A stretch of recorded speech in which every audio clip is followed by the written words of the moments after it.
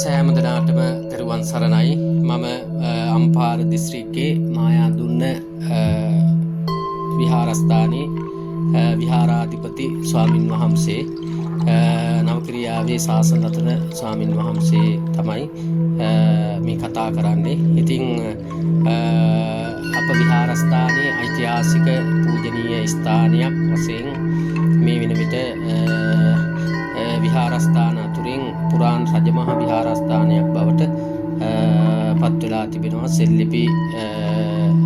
සෙල්ලිපි වලින්. මේ නිසා ඓතිහාසික භාවය ඓතිහාසික රජගල විහාරස්ථානයේ ඓතිහාසික ගිරිකුඹල විහාරස්ථානයේ ඉතින් උදේගිරිය විහාරස්ථානයේ ඉතින් මේ විහාරස්ථානයත් ඓතිහාසික ස්ථානයක්. ඉතින් මේ ස්ථානය දැක බලා ගන්නට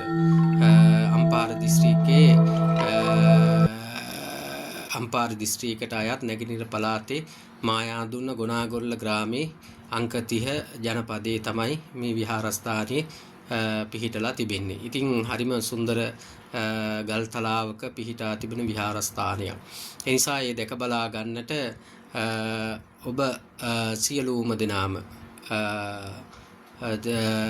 මේ විහාරස්ථානයේ දැක බලා ගන්නට අවස්ථාව සෑම දිනාටම උදා වෙලා තිනවා. චෛත්‍යරාජරන් වහන්සේ, විහාර මන්දිරය, ඒ වගේම 80 මහා ශ්‍රාවක පිළිම වහන්සේලා.